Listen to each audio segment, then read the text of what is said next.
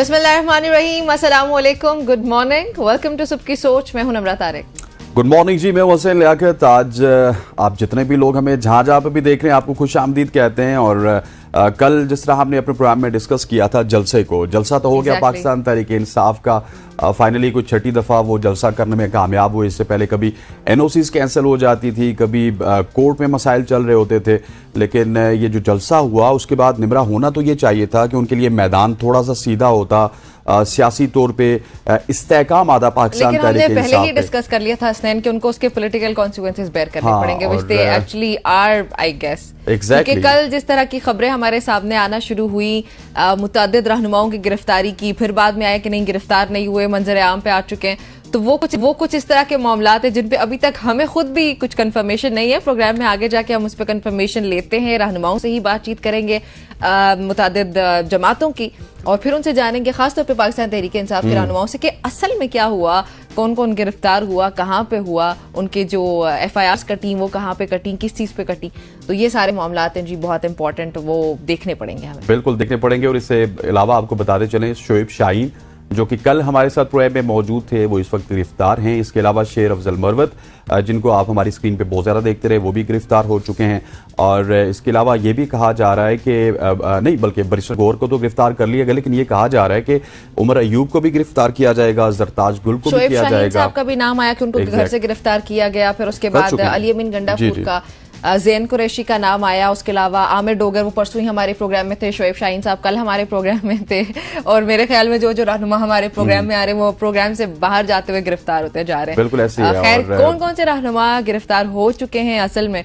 अली अमीन गंडापुर की अभी खबर ये है कि वो मंजर आम पे दोबारा आ चुके हैं, तकरीबन कोई 12-18 घंटे जो है वो मंजर आम से पेशावर पहुंच गए। हाँ जी, पेशावर पहुंच। असल में क्या वो गिरफ्तार थे या वो वैसे ही कोई खबर सामने आई थी, कोई रूमर थी, वो प्रोग्राम में आगे जाके देखते हैं जी। बिल्कुल ऐसे ही है। और जिस तरह आपने बताया कि कौन कौन से रहनुमा गिरफ्तार हुए, बहुत सारे हैं, 8-10 हैं, लेकिन जो उनमें चीदा हैं वो शेर अफजल मरवत हैं, उसके अलावा शोएब शाहीन है और बैरिस्टर गौर हैं जिनको गिरफ्तार किया गया। बैरिस्टर गौर को एग्जैक्टली हमाद अजहर को भी गिरफ्तार कर लिया गया। जी जी, ये सारे नाम हैं। और जरताज गुल साहिबा का बताया जा रहा है कि वो उनकी बचत हो गई है। आमिर डोगर की बचत हो गई नहीं, उनकी मैंने गिरफ्तारी की, वही मैं बता रही हूँ ना कि कुछ खबरें आती हैं कि वो गिरफ्तार हो चुके हैं और कुछ में कि उनकी बचत हो गई है, लेकिन हम कंफर्मेशन भी ले लेते हैं। कंफ्यूजन, हाँ कंफ्यूजन है भाई, बहुत कंफ्यूजन है भाई यहाँ पे। अच्छा जी, कुछ शॉर्ट स्टोरीज आपके साथ शेयर करते चले। पाकिस्तान ने 5वीं बार वर्ल्ड यूथ स्क्रैबल चैंपियनशिप जीत ली है। श्रीलंका में ये हुई मुनक्किदा चैंपियनशिप, और उसमें पाकिस्तान के अफान सलमान है जी, जिन्होंने ये चैंपियनशिप, ये जो टाइटल है वो अपने नाम किया है। 16 ईयर्स ओल्ड हैं ये, और उन्होंने 23 में से 19 गेम्स में अपने हरीफों को मात दी है। मतलब शानदार, मजा आ गया ये खबर सुनते हुए, पढ़ते हुए और बताते हुए। और यहाँ पे वैसे आपको ये भी बताती चलो कि पाकिस्तान जो है वो 5 मरतबा वर्ल्ड यूथ चैंपियनशिप जीतने वाला दुनिया का पहला मुल्क है, जबकि चैंपियनशिप में दुनिया के 138 प्लेयर्स शरीक थे। क्या बात, हमारे लिए बहुत एजाज की बात है। अफान को मुबारक हो, पाकिस्तान को मुबारक हो। और वैसे ये स्क्रैबल आपने भी खेली कभी? Nope, I didn't. अच्छा, ये सामने आपके आ रही है। हाँ, ये इस तरह और से ये बड़ी ज़बरदस्त गेम होती है पाकिस्तान में। अब अगर स्पोर्ट में भी जाएंगे ना, इसकी जो प्रिपरेशंस होती है यहाँ पे वो लोगों को ट्रेनिंग करवाते हैं, और अल्टीमेटली हमने उसका रिजल्ट देख लिया कि यूथ चैंपियनशिप 5वीं दफ़ा पाकिस्तान में आ रही है, श्रीलंका से होती हुई। और ये बड़ा अच्छा है कि हमारी वो देखिए स्क्रैबल आ रही सामने, और एक तरफ हमारी पाकिस्तान क्रिकेट टीम है जो कि रिजल्ट नहीं दे रही, दूसरी तरफ अगर देखा जाए तो अरशद नदीम रिजल्ट दे रहे हैं, आपके बॉडी बिल्डर्स रिजल्ट दे रहे हैं। कोई ना कोई एक खबर हमारे पास जरूर होती है हसनैन, तो दैट मीन्स कि हमारे जो बाकी प्लेयर्स हैं या हमारे जो चैंपियंस हैं ना, वो बार बार के चैंपियंस बनते चले जा रहे हैं, and they are giving good news. That's good, और पाकिस्तानियों को मुबारक हो, पाकिस्तान को मुबारक हो। अगली तरफ चलते हैं जी, और एक और मेरे पास अच्छी खबर है। जिस तरह हमने खेलों के मैदान से एक अच्छी खबर आपको बताई, इसी तरह पाकिस्तान की बरामदात में जो पाकिस्तान की एक्सपोर्ट्स हैं उनमें बहुत ज्यादा इजाफा देखने को मिला है।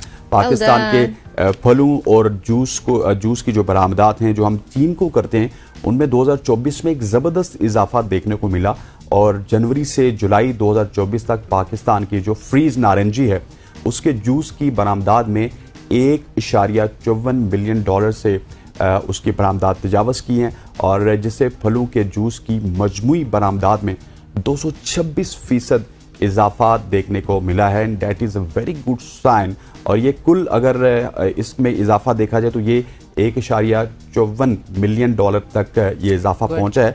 और इसी तरह अगर नारंगी के अलावा बात की जाए तो हमने पहले भी अपने प्रोग्राम में इस तरह की खबरें डिस्कस की थी कि पाकिस्तानी आम भी बहुत ज़्यादा मकबूल हैं, ना सिर्फ पूरी दुनिया में बल्कि अब चाइना में भी वो अपनी मकबूलियत के झंडे गाड़ हैं। और इसी वजह से चीन की जो कंपनी हैं उन्होंने तकरीबन 4000 किलोग्राम से ज़ायद आम एक्सपोर्ट किए हैं और तकरीबन $500 बिलियन इस साल हमने आम एक्सपोर्ट किए हैं। That is very good sign कि पाकिस्तान की कम से कम जो ज़राअत का शोबा था वो हमें कहीं ना कहीं फलता फूलता हुआ नज़र आ रहा है, क्योंकि ज़राअत का जो आपका काश्तकार है वो बेचारा गरीब से गरीब तर होता चला जाता है। तो इस वजह से मैं समझता हूँ कि काश्तकारों के लिए एक बड़ा अच्छा साइन है। काश्तकारों के लिए बहुत अच्छा साइन है। और मुझे अभी वैसा पीसीआर से कह रहे हैं मुझे आम पसंद नहीं, मुझे आम पसंद है, मतलब फेवरेट नहीं है लेकिन पसंद है, खा लेती हूँ। तो ये बड़ी अच्छी खबर थी हसनैन जैसे लोगों के लिए जिनका फेवरेट भी है। हाँ। और वो ज्यादातर लोगों का है। इसको फलों का बादशाह इसीलिए कहा जाता है क्योंकि अगर आप 10 लोग खड़े करेंगे। मिर्जा गालिब ने ना बड़ा एक मशहूर जुमला है उनका जी, आम होने चाहिए और बेहिसाब होने चाहिए। यस। तो वैसे अगर आप देखें नॉर्मली मैं जो बात बता रही थी आपको, अगर 10 लोग होते हैं उनमें से 9 लोगों का फेवरेट, 9 लोग यही कहेंगे आपको कि mango is our favourite fruit. एक कोई मेरे जैसा केस होता है जिसका मतलब आप ये कह रही हैं कि आप यूनिक हैं। नहीं, यूनिक नहीं, मैं आम को क्रेडिट कर रही हूँ कि बादशाह इसको इस वजह से कहा जाता है और वाकई इसका बनता भी है बादशाह होना। चलें जी, जब भी ऑफिस में आम आए, कोई पेटी लेके आए तो निमरा के लिए आपने जो पेटी लानी है वो मुझे दे देनी है, क्योंकि ये तो आम पसंद नहीं नहीं, ऐसी बिल्कुल भी, मेरा फेवरेट है आम। हाँ, मेरा अभी कोई मुल्तान से आ रहा है तो प्लीज जरूर रब्ता करें। अभी देखिए इन्होंने बयान बदल दिया। हाँ, वो बदलना पड़ता है, आप समझते नहीं है सियासत को। चलें जी आगे बढ़ते हैं। एक और खबर भी है, कराची यूनिवर्सिटी की जानिब से की गई एक रिसर्च है और वो ये कि उसमें ये बात सामने है कि लियाकताबाद टाउन को पानी की सप्लाई इंतहाई आलूदा है और ये इंसानी इस्तेमाल के लिए महफूज नहीं है। इंस्टीट्यूट ऑफ एनवायरमेंटल स्टडीज में ये डॉक्टर आमिर आलमगीर हैं जी, और उनकी एक टीम है और उनकी डॉक्टर आमिर जो है उनकी सुपरविजन में ये हुई रिसर्च। उससे ये पता चला कि 95.6% जो पानी है उसके जो सैंपल्स लिए गए थे उसमें मेटल्स वगैरह पाए गए हैं और वो इतना ज़्यादा पोल्यूटेड है, वो आपकी सेहत के लिए बिल्कुल भी सेफ नहीं है, वो गैर महफूज है। और ये जो स्टडी की गई है ये आलूदा पानी के इस्तेमाल से मुंसलिक सेहत के जो अहम खतरात हैं उनकी भी निशानदेही करता है। ऑब्वियसली फिर से पता चलता है, जाहिर है आपके पानी में मेटल्स और इस तरह की चीज़ें आएंगी तो वो तो फिर आपको पता है कि आपकी सेहत के लिए कितने मसाइल होंगे। बशमूल इसमें डायबिटीज़ भी है और कैंसर के इम्कानात भी पैदा हो सकते हैं। और ये जो मुताला है वो आलूदा पानी के इस्तेमाल से मुंसलिक सेहत के ये तमाम तर खतरात को कवर कर रहा है, उनकी निशानदेही कर रहा है और इनके बारे में बता रहा है आपको डिटेल से। That is very unfortunate. ये देख लें, आपने बताया कि अच्छा ये किसी खास मखसूस इलाके के पानी की इन्होंने रिसर्च की है। मेरे हिसाब से तो पूरे पाकिस्तान की कर बैठे तो फिर तो बहुत सारी इंकशाफात हमारे सामने आएंगे। तो खैर इस्तेमाल है हुकूमतों को जरा एक्शन लेना चाहिए। आपने देखा होगा कि हेपेटाइटिस बहुत ज्यादा है पाकिस्तान में, कैंसर बहुत ज्यादा बढ़ रहा है, गंदे पानी की वजह से बहुत बीमारियां हमारे बहुत ज्यादा बढ़ रही हैं। तो आप कम से कम शिफाफ पानी तो आवाम को प्रोवाइड करें, क्योंकि मैंने कल भी अपने प्रोग्राम में डिस्कस किया था कि एक जगह पे हाँ एग्जैक्टली साफ होगा। आप पी लीजिए कि एक जगह पे एक गवर्नमेंट अगर 15-20 साल से काम कर रही है ना तो वहाँ पे स्टेबिलिटी होनी चाहिए, वहाँ पे चीज़ें प्योरीफाई होनी चाहिए। लेकिन अनफॉर्चुनेट ये है कि कराची में पिछले 15-20 साल से पाकिस्तान पीपल्स पार्टी की गवर्नमेंट होने के बावजूद हम पूरे सिंध की बात ही नहीं कर रहे। आप कराची के मसाइल को काबू नहीं कर रहे, और वो भी ऐसे मसाइल, पानी के मसाइल, हॉस्पिटल के मसाइल, गलियों के मसाइल, नालों के मसाइल, बारिशों में पानी आने के मसाइल, इस तरह के मसाइल को तो कम से कम आपको काबू करना चाहिए। आपके पास पीने का पानी नहीं है।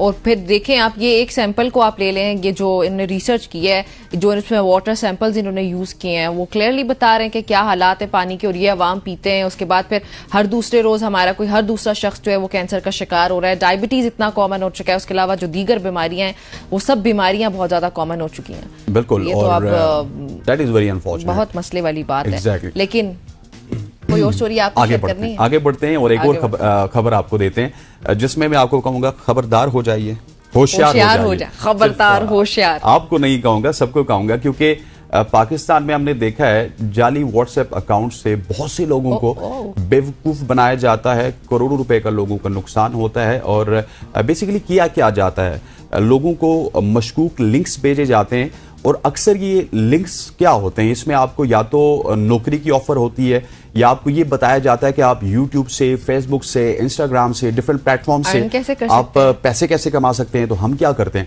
और दूसरा एक और भी होता है, उसने माजरत के साथ आपको इंटरप्ट किया, एक और भी होता है कि आया होता है कि आपने ऑर्डर किया था, आपका राइडर यहाँ पे पहुंचा है, या फिर आपका ऑर्डर कैंसिल हो चुका है, डिटेल्स के लिए इस लिंक पे क्लिक करें। कभी भी ऐसे किसी भी लिंक पे क्लिक नहीं करें। एग्जैक्टली।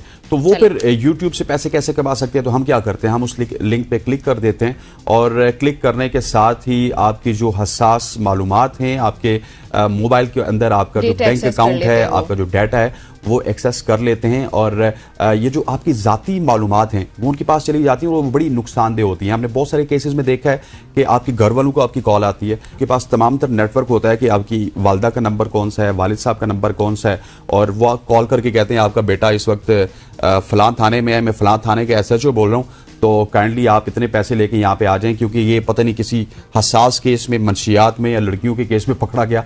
इस तरह के वाकयात होते हैं। तो आपसे गुजारिश है कि किसी भी अनजान लिंक पे क्लिक ना कीजिए, खासतौर पे जो आसान पैसों या मुलाजमत की पेशकश का वादा करते हैं। इस हवाले से आप चौकस रहें, महफूज रहें। किसी भी पैगाम से बात करने से पहले आप अच्छी तरह से उसकी तस्दीक करें, उसके बाद उसको क्लिक करें और आपको ये श्योर हो जाए कि ये लिंक आपके लिए ही भेजा गया है, आपने ही ऑर्डर किया था जिस तरह निमरा ने बताया, या आप ही के रिलेटेड है, तो आप वो क्लिक करें। अच्छा, मेरे साथ लास्ट वीक ये हुआ कि मेरे अकाउंट में पैसे आए पहले, और फिर मुझे डिफरेंट नंबर से कॉल आना शुरू की कि हमने गलती से, हमारी बहन है वो पढ़ी लिखी नहीं है, उसने गलती से आपके अकाउंट में पैसे भेज दिए। तो मैंने उनको बोला कि मैं आपको पैसे रिटर्न कर देती हूँ। दे वर लाइक नहीं, आप अपना अकाउंट खोलें, इस जगह पे क्लिक करें। Then I got it at once कि ये कोई स्कैम है। तो मुख्तलिफ तरीकों से आपको स्कैम करने की कोशिश करते हैं। पैसे मैंने वापस नहीं भेजे थे, क्योंकि मुझे सबने बताया वो थोड़ी कम ही अमाउंट थी, ऐसे नहीं कि पैसे बहुत ज्यादा थे। फिर वो मैंने डिफरेंटली उनको भेज दिए, वो एक अलग बात है। लेकिन जिस तरह से पहले वो स्कैम करने की कोशिश कर रहे थे, वो फौरी तौर पर उनके पास मेरे अकाउंट की एक्सेस आ जाती है और मेरे जितने भी पैसे थे या मेरा अकाउंट जो है वो हैक हो जाना था फौरी तौर पर। तो मैंने अपने अंदाज से भेजी। अच्छा, मैंने उनसे बड़ा आर्ग्यूमेंट किया फोन पे कि आप मुझे बता दें मैंने किस नंबर पे भेजने हैं, मैं भेज देती हूँ। दे वर लाइक नहीं, हम फोन पे ही रहेंगे, आप ये स्टेप्स कर लें फॉलो। तो मैं समझ गई कि नहीं भाई, मुझे ये स्टेप्स फॉलो नहीं करने। मैंने कहा भाई आप रहने दो। बहरहाल यहाँ पे ये मकसद ये था बताने का, अपना एक्सपीरियंस भी शेयर करने का कि डिफरेंट तरह से आपको स्कैम करने की कोशिश की जाती है। अच्छा, खैर मेरे पास एक और स्टोरी है और वो इंडिया से है। कल भी हमने बड़ी एक चौंका देने वाली स्टोरी शामिल की थी। बिहार का ये इलाका जहां से एक चौंका देने वाला, बिहार सॉरी, यहाँ से मुजरिमाना मामला सामने आया जहां पे एक लड़का जाली डॉक्टर के ऑपरेशन के बाद दम तोड़ गया। जो रिपोर्ट्स आई हैं वो 15 साल कृष्णा कुमार, आई गेस इनका ये नाम है, और उनके जो घर वाले उन्होंने ये इल्जाम लगाया कि डॉक्टर ने यूट्यूब ट्यूटोरियल देखकर, वीडियोस देखकर सर्जरी की और उसके पास ऑपरेशन के लिए अहले खाना की रजामंदी नहीं थी। तो मुबैना तौर पर अभी उस लड़के को मसाने से पत्थरी निकालने के लिए अस्पताल दाखिल किया गया था। और यूट्यूब पे ट्यूटोरियल देख के एक बंदे ने एक्सपेरिमेंट किया है और अगले की जान चली गई, घर बर्बाद हो गया, जिंदगियां बर्बाद कर दी आपने। बड़ी ही अजीब स्टोरी थी ये मैंने कल जब देखी है।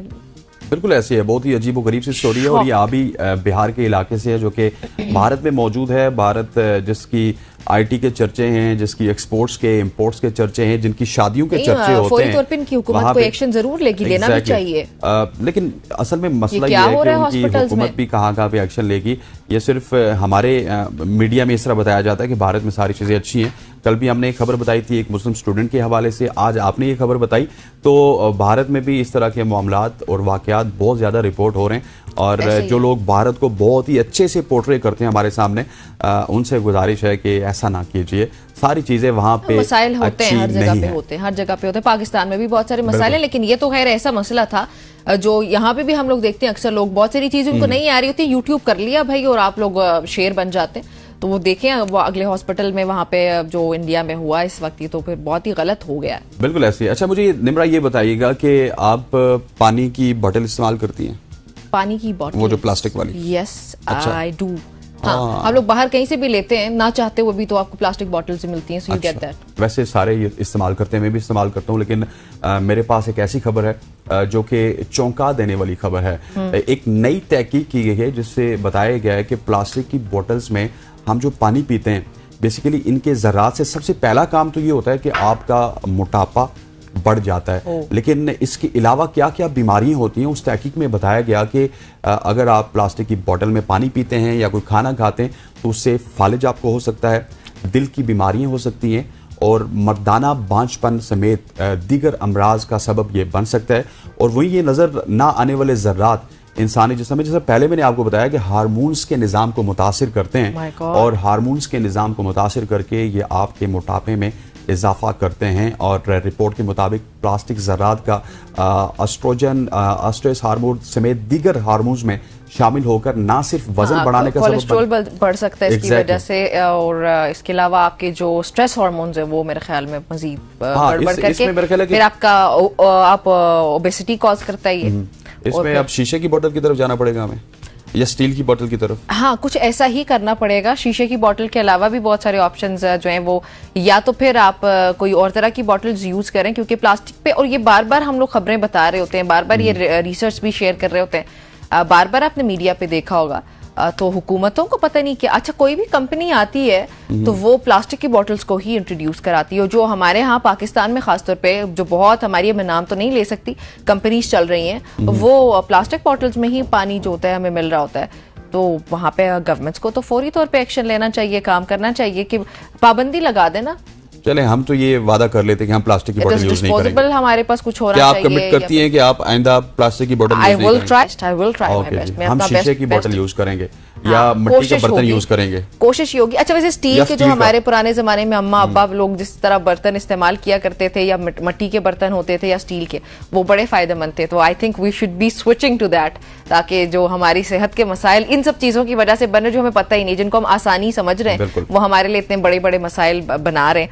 तो इन सब चीजों को अवॉइड करना पड़ेगा और रिवायती अंदाज में जरा शिफ्ट करना पड़ेगा खुद को। बिल्कुल ऐसे यहाँ पे क्या करने जा रहे हैं? यहाँ पर वक्त हुआ चाहता है एक शॉर्ट सी कमर्शियल ब्रेक का, ब्रेक लेते हैं, वापस आते हैं। स्टे विद अस।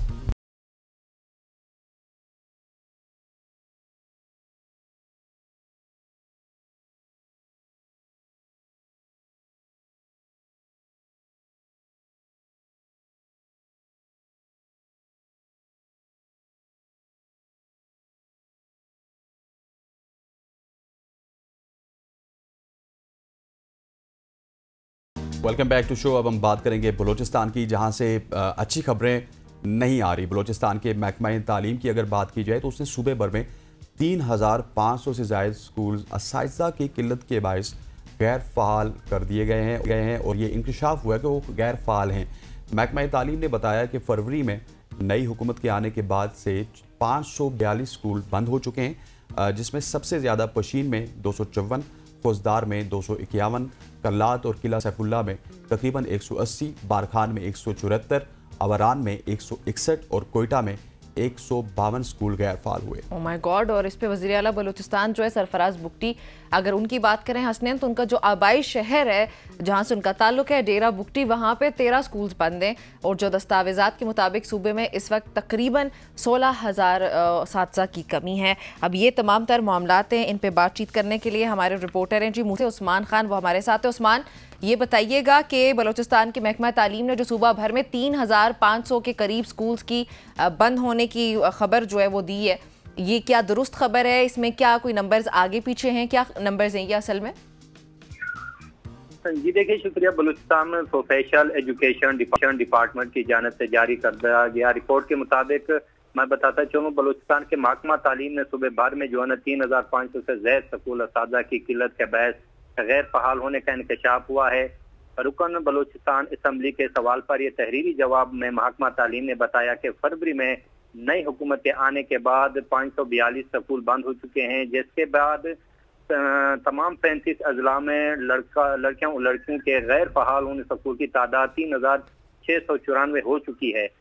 सबसे ज्यादा पशीन में 254 और फौजदार में 251 और किलात में 179, किला सैफला में 179, बारखान में 174, औरान में 161 और कोयटा में भी जो है ना 152 स्कूल गैर फहाल। मतलब उस्मान, हमने जो नंबर्स बताए वो ठीक नंबर्स बताए, हमने भी यही नंबर्स बताए बस। वजीर आला और दूसरी जानब आप देख लें, वजीर आला बलूचिस्तान सरफराज बुगटी के आबाई इलाके शहर डेरा बुगटी में भी 13 स्कूल बंद हो चुके हैं। दस्तावेजात के मुताबिक सूबे में इस वक्त तकरीबन 16,000 से ज़ायद असातिज़ा की कमी है।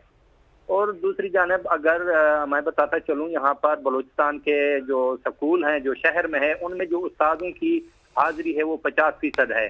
और जो गैर इलाके हैं या पहाड़ी इलाके जो दूर दूर स्कूल हैं, उन स्कूलों में तो जो है ना स्कूलों में मवेशियां बांध कर जो है ना लड़के या लड़कियां नहीं आती, उस्ताद घर बैठकर तनख्वाहें वसूल करते हैं। जराये के मुताबिक बलूचिस्तान में अक्सर जो असातिज़ा हैं वो या तौंसा शरीफ के हैं या पंजाब के हैं, जो वहाँ पर उन्होंने एक लड़के को रखा हुआ होता है जो 5,000 रुपया देते हैं, वो उनकी हाजिरें लगाते हैं। उस्मान मुझे ये बताइएगा कि सरफराज बुगटी साहब को हमने देखा था, वो लड़कियों की तालीम के ऊपर बड़ा जोर दे रहे थे कन्वोकेशन में, लेकिन ये बड़ा अनफॉर्चुनेट है कि हमने जब बलूचिस्तान हुकूमत के तर्जुमान शाहिद रिंद साहब से भी इस हवाले से रब्ता किया तो उन्होंने कहा जी कि मैं माजत ख्वाह इस पर बात नहीं कर सकता। तो हुकूमत क्या कर रही है? एक तरफ लॉ एंड ऑर्डर की सिचुएशन है जो कि आपके सामने है, लॉ एंड ऑर्डर इनसे संभाला नहीं जा रहा, दूसरी तरफ तालीम का फुकदान, मतलब आप किस तरह से बलूचिस्तान को ठीक करेंगे?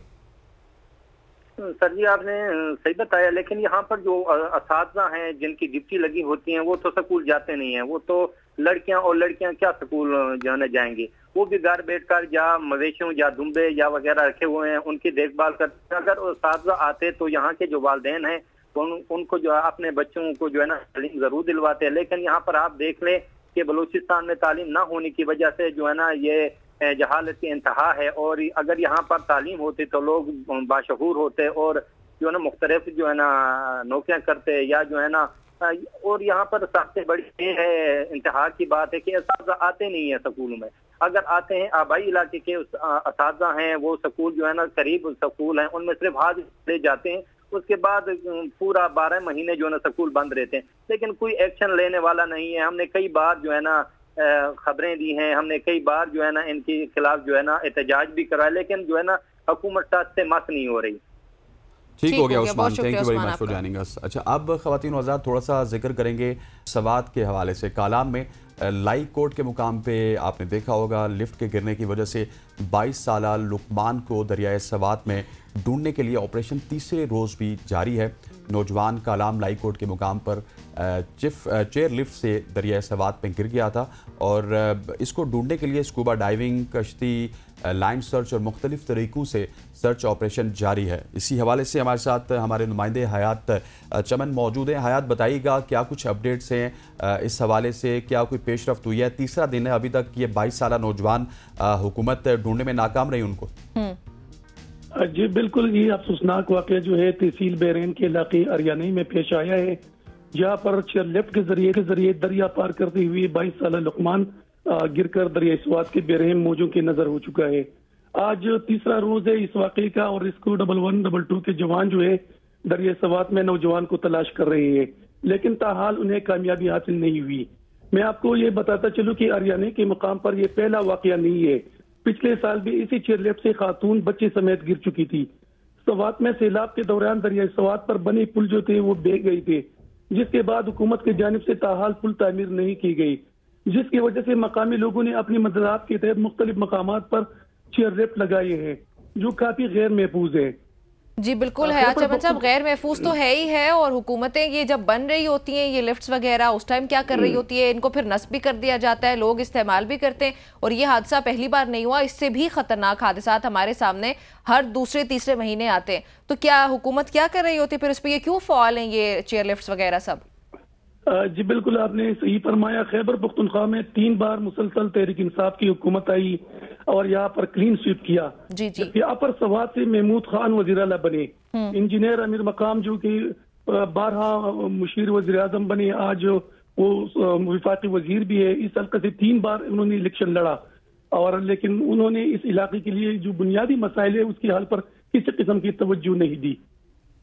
अच्छा हयात साहब, मुझे ये बताइएगा कि जो टूरिस्ट हैं वो जब जाते हैं इतनी गैर फाल लिफ्ट देखते हैं, तो मैं तो समझता हूँ ये उनकी भी गलती है कि वो उस पर बैठते क्यों हैं। मतलब टूरिस्ट को भी ख्याल रखना चाहिए कि एक नाकिस चीज़ है उस पर आप बैठ रहे हैं। हुकूमत का तो एक अलग कसूर है, लेकिन जो वहाँ पे बैठने वाले उनका भी कसूर है। नहीं, ये इस तरह है सर कि ये मकामी लोगों ने बनाई है, जो दरिया के पार जो मकामी आबादी होती है उनके पास आर पार जाने का कोई और तरीका नहीं है शायद। बिल्कुल ऐसा ही है। बिल्कुल जी, बिल्कुल इस तरह है, कोई दूसरा रास्ता नहीं है। यहाँ पर पुल बना, ये सारी गफलत हुकूमत की हुई, सैलाब में बह गया था, जिसके बाद मकामी लोगों ने अपनी मददात के तहत दरिया पार करने के लिए ये चेयर लिफ्ट लगाई है। अच्छा याद साहब, मुझे बताइएगा केपी के हवाले से हमने पिछले दिनों भी सुना था कि कागा नारान में भी एक लिफ्ट लग रही है, लेकिन केपी हुकूमत जहाँ पे अब देखा जाए तो तकरीबन 12-15 साल हो चुके हैं तहरीक इंसाफ की गवर्नमेंट को, तो वो इस हवाले से क्यों काम नहीं कर रही कि मुकामी लोग तो खुद अपनी लिफ्ट लगा रहे हैं, लेकिन हुकूमत को कोई ऐसी लिफ्ट वहाँ पे लगानी चाहिए जिससे लोगों की जानें बच सकें, लोगों के जो जानों को खतरा है उसको कम किया जा सके।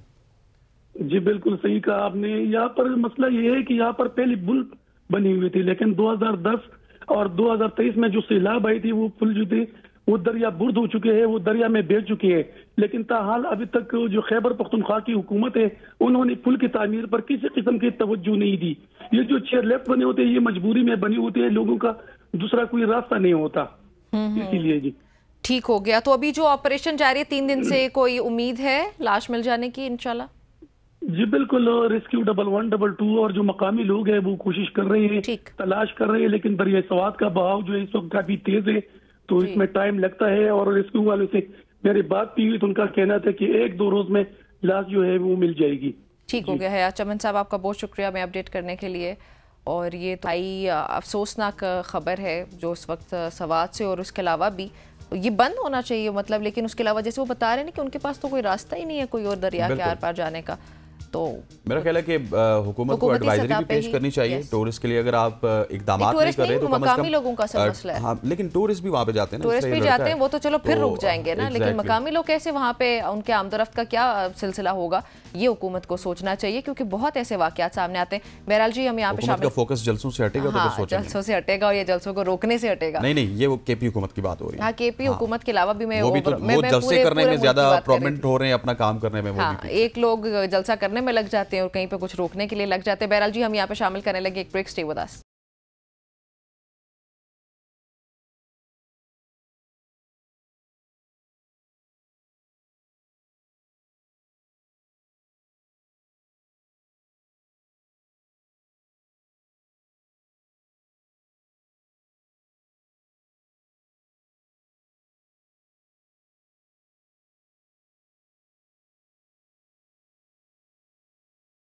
वेलकम बैक जी, एक बार फिर से खुशामदीद सुबह की सोच में, और पॉलिटिक्स की बात करने लगे हैं।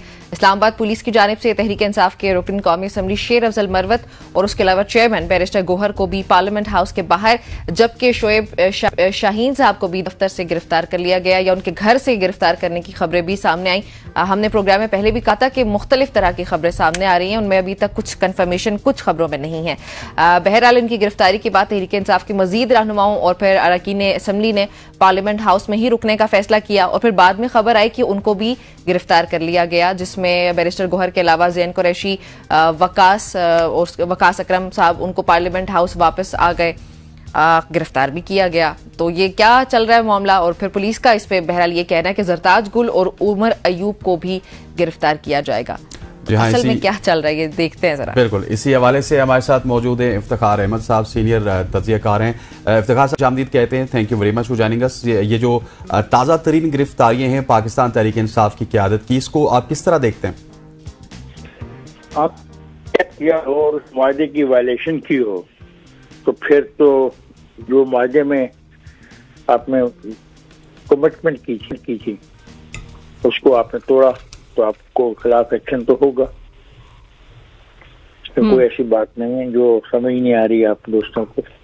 लेकिन इफ्तिखार साहब, जैसे उनको टाइम दिया गया था ना 7 बजे का, और पाकिस्तान तहरीक इंसाफ का तो ये मौक़िफ़ है कि हमारे तो रास्ते ही बंद कर दिए गए थे, और वैसे हमने इससे पहले भी तारीख में कभी ऐसे नहीं देखा कि इस तरह सर्टेन टाइम दिया गया हो किसी जमात को कि आपने एग्जैक्टली। सर बहुत एक सेकंड सर, मुझे सवाल कंप्लीट करने दीजिएगा। नहीं तो आपका सवाल मैंने सुन लिया मोहतरमा जी सर, मैंने खत्म नहीं किया था। वैसे आपने ये कि टाइम नहीं दिया गया, टाइम दिया जाता है, टाइम कभी माजी में हुआ नहीं।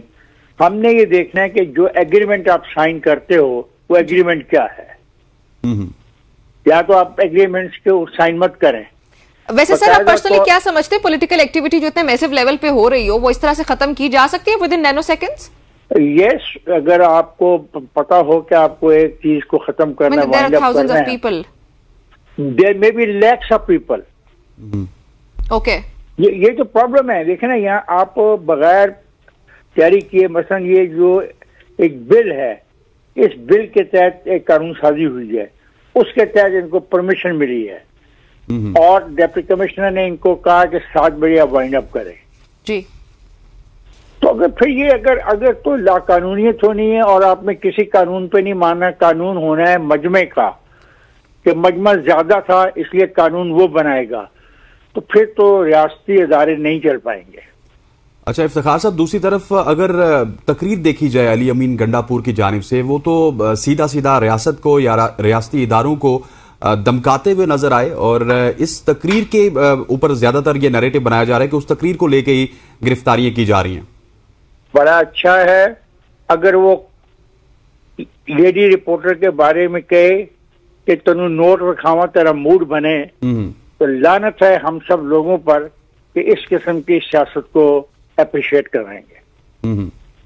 और कोई शर्म होती है, कोई हया होती है, कोई रवायात होती हैं, कोई पॉलिटिक्स होती है। सबको दलाल कह देना, इट्स नॉट पॉसिबल कि इन हालात में इन चीजों को चलाया जाए और फिर कहना कि मैं 15 दिन के बाद जेल तोड़ूंगा। तो इनसे तीनों चीजें मैंने जो आपसे सवाल उठाए, कौन सी सियासी बात है? किसी भी खातून रिपोर्टर की तरफ निशानदेही करना, ये कहना कि तो नोट बखावा तेरा मूड बने, जी, और सब सहाफी दलाल हैं, मासवाए 2 लोगों का नाम उसने लिया और कहा कि मैं 15 दिन के अंदर जेल तोड़ लूंगा। कि क्या है कि रियासत है, ये क्या है? क्या उसने कोई तनकीद की हुकूमत के ऊपर, उनकी गलत पॉलिसियों पर? क्या उसने बेरोजगारी के बारे में बात की? क्या उसने आईपीपी के जरिए जो लोग हम मुतासर हो रहे हैं, बिजली के ज्यादा बिल देने उस पर बात की? क्या उसने ये बात की कि पाकिस्तान के जो इदारे हैं सेहत का सलूक बेहतर करने के लिए वो काम नहीं कर रहे? क्या उसने बात की कि जो इंफ्रास्ट्रक्चर है वो खराब है? पॉलिटिक्स आप किस लिए करते हैं? जी, पॉलिटिक्स में आप जो अपोजिशन है वो उसका काम है वो हुकूमत को क्रिटिसाइज करे, हुकूमत की पॉलिसियों में तनकीद करे। मुझे आप बताएं, आप दोनों बैठे हुए हैं, किस पॉलिसी को ज़ेरे बहस लाया गया? सर पॉलिसी तो एक ही उनकी नजर आ रही थी कि खान साहब को बाहर भेज दो बस। खान साहब को बाहर भेजना एक मुतालबा तो हो सकता है, मान लेता हूं मैं। एक 100 अगर 100 नंबर का पर्चा आपके पास हो तो खान साहब की रिहाई के आपको 20 नंबर दिए जा सकते हैं इस मुतालबा करने के। जी, लेकिन सहाफियों को दलाल कहना, खवातीन के बारे में ऐसे अल्फाज इस्तेमाल करना, ये कहना कि मैं जेल तोड़ दूंगा। जी सर, आपका पॉइंट है कि ये बताइएगा कि ये आपको क्या लगता है फिर 9 मई 2.0 होने जा रहा है? जैसे 9 मई के बाद सब गिरफ्तारियां नहीं हुआ, खुदा का शुक्र है नहीं हुआ। ठीक, खुदा का शुक्र है नहीं हुआ। 9 मई को भी यही था कि अगर उस दिन भी पुलिस फायर करती 200-250 लोगों की डेथ बड़ी क्लियर थी। अच्छा, और अगर इस मजमे के ऊपर ज्यादा तशद्दुद किया जाता, रियासत ज्यादा अपने इख्तियार का इस्तेमाल करती या अपनी ताकत का इस्तेमाल करती तो नुकसान हो सकता था जानी। शुक्र है कोई जानी नुकसान नहीं हुआ। अगर आप इस तलाश में है कोई जानी नुकसान हो और आपकी तहरीक को तकवीत मिले तो ये भी रवैया अफसोसनाक है। बिल्कुल ऐसी है। इफ्तिखार साहब मुझे ये बताइएगा कि कल खान साहब से भी कुछ साफियों की मुलाकात हुई, उन्होंने बार बार तशवीश का इजहार किया कि साफियों के हवाले से अली अमीन गंडापुर ने गलत जुबान इस्तेमाल की, लेकिन उन्होंने लाइलमी का इजहार किया। उन्होंने कहा मुझे नहीं पता, हालांकि वो ये कह सकते थे कि अगर की है तो माजत की। क्या समझते हैं, कोई पार्टी लाइन है या अली अमीन गंडापुर साहब इंडिविजुअली ऐसा सोच रहे हैं? बिल्कुल पार्टी लाइन है। कोई चीज लोग कहते हैं वो बानी पार्टी के इजाजत के बगैर नहीं कहते। ये मुझे हैरानी हुई है, फ्रैंकली मुझे नहीं समझ आई कि सहाफियों को इस तरीके से गाली देने का फायदा क्या है। जी, मैंने क्या फायदा है? क्या सहाफी पाकिस्तान के मसाइल पैदा कर रहे हैं? क्या सहाफी जो है इनके साथ जो नहीं है वो सब दलाल है? आप लफ्जों का चुनाव देखें। जी, आप बुरा कह सकते हैं सहाफियों को, सहाफियों से आप डिसएग्री कर सकते हैं, इख्तिलाफ राय हो सकती है, बिल्कुल इख्तिलाफ राय हो सकता है, आप उनसे नाराज हो सकते हैं उनकी रिपोर्टिंग के तरीके। लेकिन किरदार कुशी करना नहीं बनता, आप बिल्कुल ठीक कह रहे हैं। एब्सोल्युटली। और एक आदमी की किरदार कुशी नहीं की, हमारी पूरी की कम्युनिटी की कर दी। यस जी, तो आप सब फिर पॉलिटिकल स्टेबिलिटी नियर फ्यूचर नहीं देख रहे, क्योंकि ये जो अब हो चुका है जलसे के बाद, आई थिंक सो, मेरा अपना पर्सनल ओपिनियन ये है कि ये तो मजीद हालात को खराब करेगा और पॉलिटिकल स्टेबिलिटी नाम का तो कोई नाम ही नहीं रहेगा इस मुल्क में। आप क्या देखते हैं?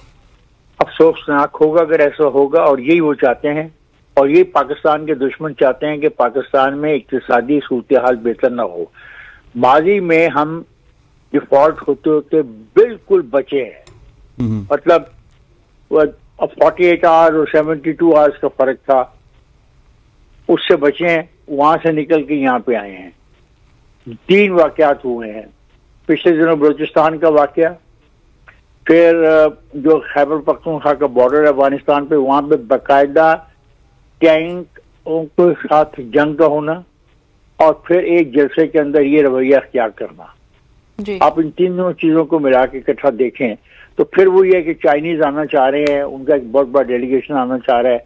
वही हरकत जो 2014 में की गई वो फिर दोबारा करने की कोशिश की जा रही है।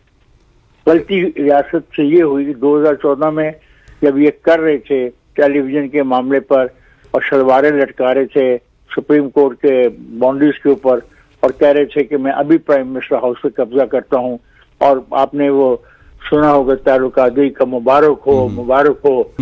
तो ये सब कुछ उस वक्त इन पर अगर सख्ती की जाती है, उनको बताया जाता कि कानून क्या होता है और सियासत क्या होती है, तो शायद मामला इस हद तक ना पहुंचते। अच्छा, लेकिन जिन लोगों ने ये सब कुछ किया 2011 से ऑनवर्ड, वो 2 खानदानों के खिलाफ थे। उन 2 खानदानों की दुश्मनी में हम यहाँ तक पहुंचा दिया पूरी रियासत को उन्होंने। इफ्तिखार साहब, मैं एक और आम मामले पे आपका मौकफ लेना चाहूंगा। एक नैरेटिव बनाया गया था और पिछले कुछ 6-7 महीने से हम देख रहे थे कि चीफ जस्टिस ऑफ पाकिस्तान काजी फायज ईसा मुद्दत मुलाजमत में उनको तोसी चाहिए, लेकिन अब काजी साहब ने तो कल ही कह दिया कि वो तोसी लेने से माजत करते हैं। तो इस हवाले से ये खुशाइन फैसला है काजी साहब का, आप किस तरह देखते हैं इसको? 100% ठीक है। अगर हम अपने टाइम और टेन्योर के मुताबिक चलें तो बहुत सारे मसाइल से बच सकते हैं। अगर आप देखें, अब ये बड़े तहम्मुल से समझने की बात है। कियानी ने जो तहरीक चलवाई वकला की, वो मुशर्रफ के खिलाफ थी। एक जो अफसर है वो दूसरे अफसर के खिलाफ तहरीक चलाता है और सियासतदानों को इस्तेमाल करता है क्यों? टेन्योर के लिए कि मेरी एक्सटेंशन की जाए। जो एक्सटेंशन का मसला आया पिछली दफा, तो अदालत ने कहा कि ये फैसला पार्लियामेंट करे। भाई क्यों पार्लियामेंट करे? एक टाइम क्या है, आप उस टाइम पे छोड़े और अगले को आने दें। बिल्कुल। ज्यादातर इख्तिलाफात जो है हमारे मुल्क में पैदा हुए वो इसी पर हुए, एक्सटेंशन के मामला पे पैदा हुए। क्यों एक्सटेंशन दी जाए, क्यों रिटायर्ड लोगों को लाया जाए?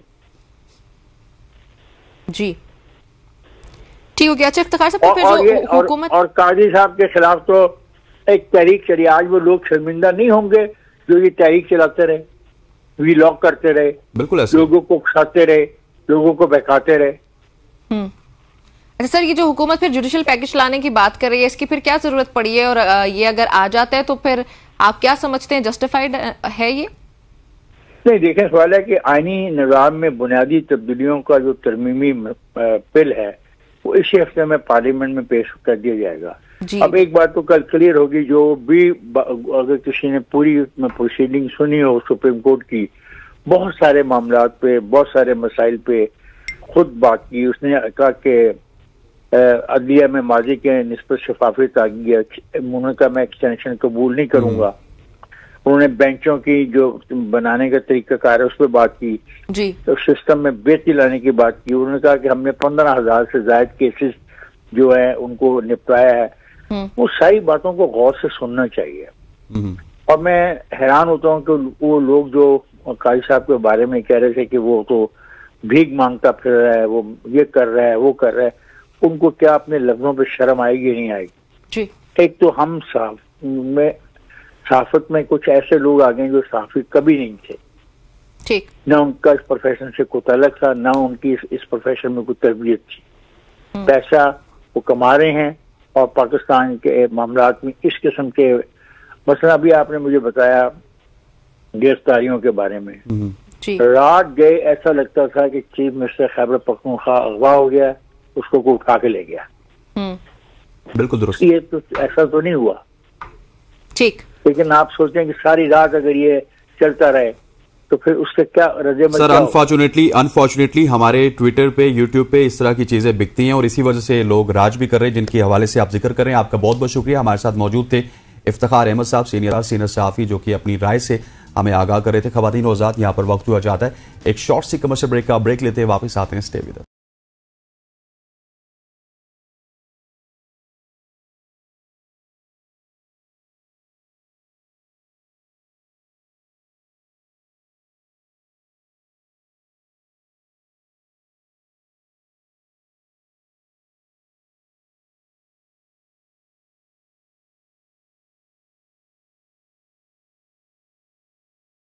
Welcome back to show. अब हम आपकी मुलाकात करवाने जा रहे हैं एक ज़बरदस्त सोशल एक्टिविस्ट से जो कि इटली में नए आने वाले पाकिस्तानियों के लिए काम कर रहे हैं। हमने देखा है कि कभी वो पाकिस्तानियों से आने वाले नौजवानों को रोज़गार फराहम करने में मदद देते हैं, तो कभी कश्मीर का मसला यूरोपियन यूनियन में उठाते हुए हमें नज़र आते हैं। स्पोर्ट्स इवेंट्स का इनेकाद हो या मुसलमानों के लिए आवाज़ उठानी हो, हर तरफ सज्जाद असलम ही हमें नज़र आते हैं। आज हमारे साथ मौजूद हैं सज्जाद असलम साहब, खुद ही हमारे साथ मौजूद है। उनको खुशामदीद कहते हैं। सज्जाद साहब अस्सलाम वालेकुम।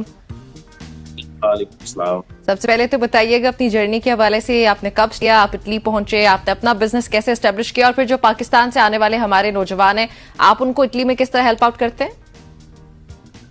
जी बिस्मिल्लाहिर्रहमानिर्रहीम। सब देखने वाले सब बहन भाई दोस्तों को मैं सलाम पेश करता हूँ। जी जी। तो जर्नी का पूछा, ये 94 में मैं पाकिस्तान से गया था इटली, और वहां पे मैंने स्टडी की है 2001 तक। उसके बाद जॉब की है 2007 तक। 2007 से लेके आज 2024 तक अल्हम्दुलिल्लाह अपना बिजनेस कर रहा हूँ। डिफरेंट फील्ड में बिजनेस कर रहा हूँ। ठीक हो गया। अच्छा, जो हमारे नौजवान, जो मेरे सवाल का दूसरा हिस्सा था, हमारे नौजवान जो इटली आते हैं, आप उनको किस तरह हेल्प आउट करते हैं? जी बिल्कुल, मैं ये कहूंगा कि हमारे जितने भी दोस्त भाई बाहर जाते हैं, तो जिस मकसद के लिए हम जाते हैं वो मकसद बिल्कुल ये नहीं कि हम वहां के होकर रह जाएं। हमें अपने मुल्क से इतनी मोहब्बत जरूर होनी चाहिए कि जब यहाँ पे किसी किस्म का जिस चीज की हम कमी फील करते हैं, वो अगर हम सारे मिलकर पार्टिसिपेंट करें तो ये कमी खत्म हो सकती है। जिस तरह मैंने यहाँ पे देखा है लेबर का मसला भी, तो ये करें, एक इंसान की कोशिश से बहुत कुछ बदल सकता है। तो अगर हम सब मिलके कोशिश करेंगे तो मेरे ख्याल में तो बहुत ज्यादा आसानियां हम अपने मुल्क के लिए पैदा कर सकते हैं। ठीक। अच्छा सज्जाद, ये बताइएगा कि जो नौजवान आते हैं वो आपसे खुद राब्ता करते हैं या आप उनके पास जाते हैं, उनको हेल्प आउट करते हैं? यहाँ पे या इटली में? इटली की बात कर रहा हूँ जी। इटली में हमारी जो एडवर्टाइजमेंट की कंपनीज हैं, उसमें ये है कि जो भी बिल्कुल जिनका कोई भी किसी किस्म का भी एक्सपीरियंस ना हो, जो भी नौजवान जाते हैं, तो वहां उनको जॉब मिलने में आसानी हो जाती है। जो हमारी कंपनीज हैं उनमें ये है कि इंसान है ना, तो एडवर्टाइजमेंट की कंपनी में वो उसको एडजस्ट कर लेते हैं। तो जो प्रोफेशनल होते हैं, कंस्ट्रक्शन की कंपनी है, वो वहां चले जाते हैं। लेकिन ये है, मुझे बहुत अच्छा लगता है कि कोई भी घर अपने घर से मंगवा के अगर वहां अपने चार्जेस पूरे करेगा तो उसके लिए मुश्किल हो जाएगा। ऐसा कुछ बनाना कि वहां जाके लोगों को आप मैक्सिमम जॉब दे सकें। तो वहां का तो मसला इतना नहीं मैंने देखा। जब से मैं पाकिस्तान मूव हुआ हूँ, यहाँ पे इतना ज्यादा मसला है। यकीन करें, यहाँ पे लेबर जो है 25 डेज काम करने के बाद भी वो इतने मायूस हो गए कि चार्जेस इतने ज्यादा हैं। यहाँ जो लेबर है उसके साथ बहुत ज्यादा ज्यादती हो रही है, वहां तो किसी के साथ भी नहीं हो रही। ठीक हो गया। और आप जो जी हमारे नौजवान जो आते हैं, आप उनको रोजगार भी फराहम करने में मदद करते हैं?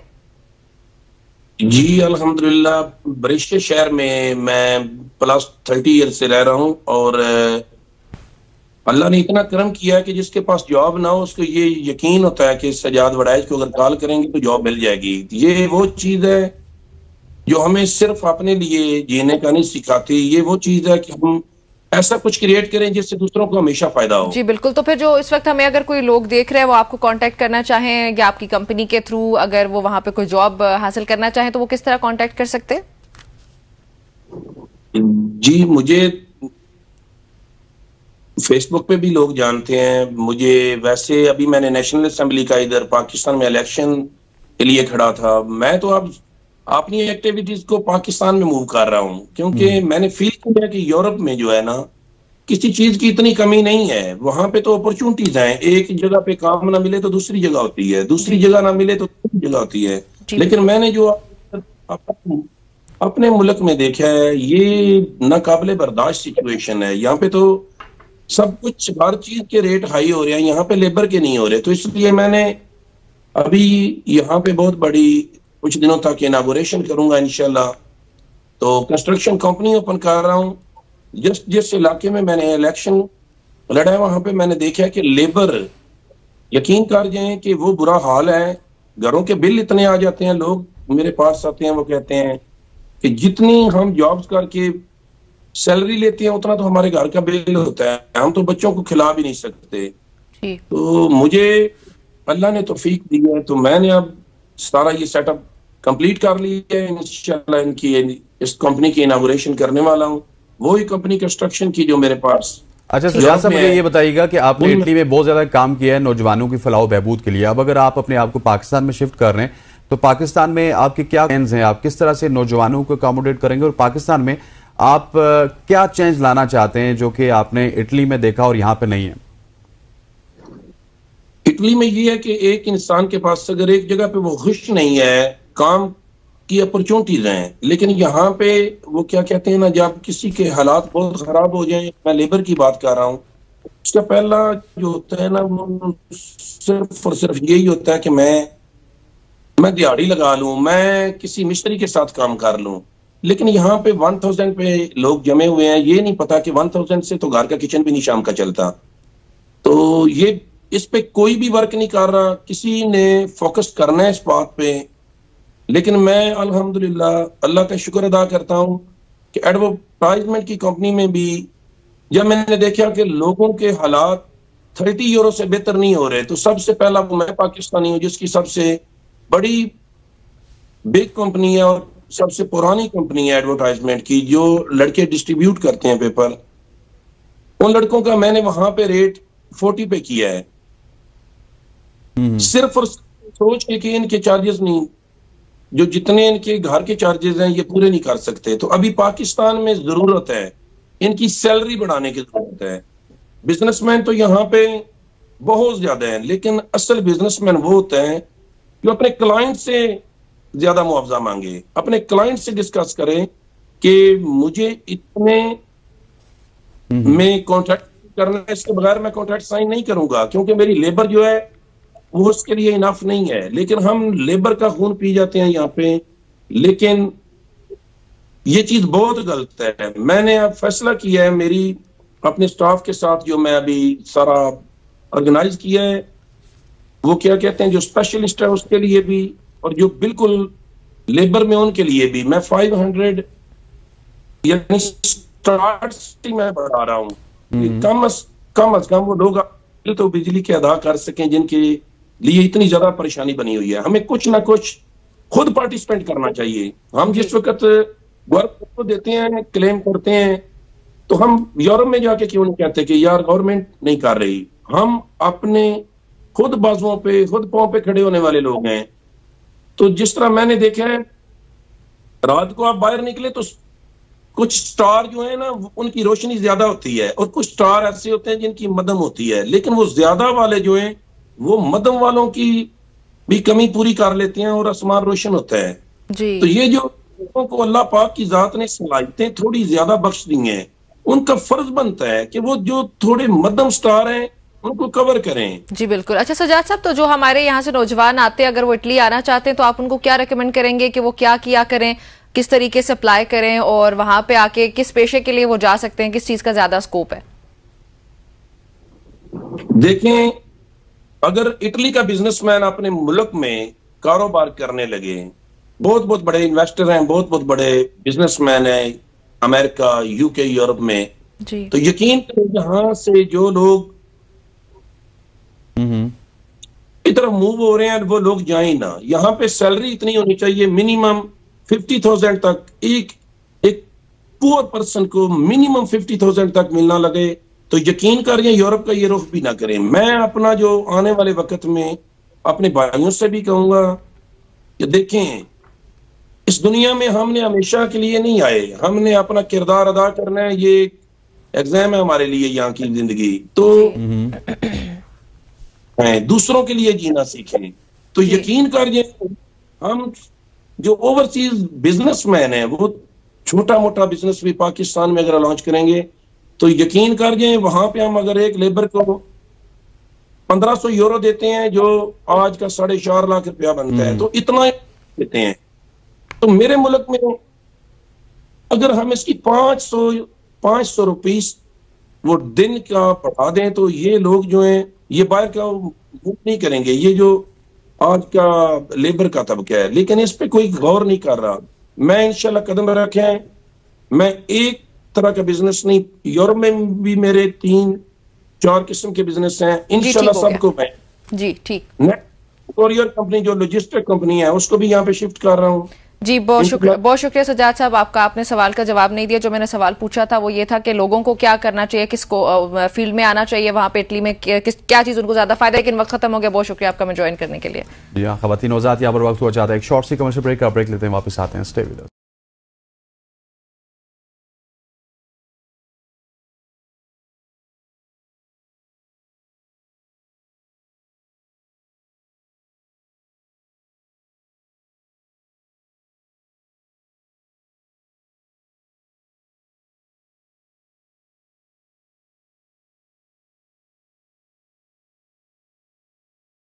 वेलकम बैक टू सुबह की सोच। अब हम आपको मिलवाने जा रहे हैं एक बड़ी ज़बरदस्त स्टोरी है। एक बाहिम्मत खातून हैं जो कि मेहनत से और अपनी लगन से पूरे मुआशरे के लिए एक मिसाल है। हम देखते हैं ना कि लोगों के पास जब काम नहीं होता तो वो घर बैठ जाते हैं, लेकिन जब इनकी स्टोरी हमने देखी, इसको पढ़ा, तो हमें ये बड़ा ज़बरदस्त लगा। और ये जो खातून है इन्होंने अपने अज़म और हुनर से एक छोटे से बावर्ची खाने से हलीम बनाना शुरू की और आज इनकी बनाई हुई हलीम अपनी लज्जत और जायके के बायस दूर दूर तक मशहूर हो चुकी है। जहाँ कभी ये काम इनके घर की 4 दीवारी में था, अब ये एक बड़े पैमाने में फैल चुका है। और इनकी ये हलीम काफ़ी ज़्यादा टॉकिंग टाउन भी है पूरे इस्लामाबाद में भी, और डिफरेंट जो जगह हैं वहाँ पे इनकी हलीम को बहुत ज़्यादा पसंद किया जाता है। बिल्कुल। और अब इनके अपने रेस्टोरेंट्स भी अभी वो बल्कि खुद डिटेल में बताएंगी कि किस हद तक उन्होंने उसको काम कर लिया उस पर, और जो शौक से इन्होंने ये मनाजिल हासिल की, तय की। इनका ये सफ़र कैसा रहा जानते हैं। जी मिसेस जैदी हमारे साथ मौजूद हैं। मिसेस जैदी अस्सलाम वालेकुम। वालेकुम अस्सलाम। सबसे पहले तो आप बताएंगी कि आपका सफ़र कैसा रहा, आपने कहाँ से स्टार्ट लिया और अभी आप कहाँ पे पहुँच चुकी हैं? जी सफ़र जो है बहुत ज़्यादा मुश्किल, बहुत ज़्यादा कठिन रहा। लेकिन कोई भी चीज़ नामुमकिन नहीं होती है। मैंने बेसिकली 2008 के अंदर जैसे एक छोटी सी मतलब घर से, और बच्चे भी थे, हस्बैंड भी थे, फैमिली भी थी, तो मुझे खाना पकाने का बहुत ज़्यादा शौक़ था, लोगों को पसंद भी आता था। अच्छा। तो मैंने सोचा कि क्यों ना इसको मतलब एज अ बिज़नेस के तौर पे, प्रोफेशनल के तौर पे किया जाए। तो जब मैंने काम स्टार्ट किया तो छोटा मोटे जैसे मोहल्ले से, जान पहचान के लोगों से काम करती रही, लेकिन बच्चे छोटे थे और फिर हस्बैंड की ज़िम्मेदारी, घर की ज़िम्मेदारी, थोड़ा सा मुश्किल हो गया। ये कराची की बात है, जब मैं कराची में थी। फिर जब हम 2018 में इस्लामाबाद शिफ्ट हुए तो फिर यहाँ पर मेरे हस्बैंड ने 2-3 अपने कॉलीग के साथ काम स्टार्ट किया था हलीम का। तो मैं ही बनाती थी, इस तरह वो लेके जाते थे, लेकिन कुछ प्रॉब्लम्स की वजह से वो काम नहीं चल सका। लेकिन जैसे ये बहुत महंगा शहर है, जैसा कि पता है कराची से आने वालों के लिए, फिर हमने देखा कि यहाँ पे ना खाना पसंद किया जाता है कराची का, चाहे वो हलीम है, बिरयानी है या खाने, क्योंकि वो टेस्ट आपको यहाँ पे आमतौर पे मिलता नहीं है, लोग अक्सर तरसते हैं उस टेस्ट को। ऐसा ही है। जब मैंने अपने आसपास ये देखा तो फिर मैंने सोचा क्यों ना मैं अपने उसी जो मेरा पैशन है, जो मेरा शौक़ है, मैं उसी को एज अ प्रोफेशनल फिर मैं काम करूँ। फिर मेरे हस्बैंड ने जो है मुझे अप्रिशिएट किया और मतलब उन्होंने साथ दिया मेरा। ज़ाहिर एक और क्या कर सकती है जी, अल्हम्दुलिल्लाह इस मामले में बहुत लकी हूँ। उन्होंने मेरा साथ दिया, उन्होंने कहा बिल्कुल आप जो करना चाहती हैं आप करें, मैं आपके साथ हूँ। फिर मैंने जो है सोशल मीडिया के through Mrs Zaidi Haleem restaurant के नाम से अपना काम स्टार्ट किया, सिर्फ सोशल मीडिया के थ्रू। थोड़े बहुत ऑर्डर्स आते थे तो मैं अपना काम करती गई। फिर उसके बाद जो मेरे पास जो मुझे अभी तक याद है, जो पहला ऑर्डर आया था बड़ा, वो आया था 7 किलो उसका पुलाव का आया था, चिकन पुलाव का, और 10 किलो आया था चिकन हलीम का। तो ये मेरे लिए ना एक बूस्ट कह लीजिए कि मतलब मेरे अंदर जो एनर्जी है और मतलब एक बूस्ट आ गया हो कि मुझे अपना बस ये काम करना है। तो फिर उसके थोड़ा सा कॉन्फिडेंस भी आ गया कि चलो मैं कर सकती हूँ जी, क्योंकि पसंद आया, कस्टमर को पसंद आया, उन्होंने अच्छा फीडबैक दिया। तो फिर मेरे हस्बैंड ने कहा चलें आप करें। फिर सोशल मीडिया के थ्रू मैं काम कर दी गई, माशाल्लाह मुझे ऑर्डर्स आए, फिर मुझे अलग खानों के फ्रोज़न आइटम्स के ऑर्डर्स आते रहे। लेकिन फिर क्या हस्बैंड जो हैं ज़ैदी साहब ये अपने ज़ाहिर जॉब पे होते हैं, अब राइडर मेरे पास अवेलेबल नहीं है, मैं किस तरीके से करूँ क्या करूँ। फिर फिर मैंने किया कि एक ऑनलाइन ऐप के थ्रू 2-3 साल पहले फिर मैंने वो ज्वाइन किया।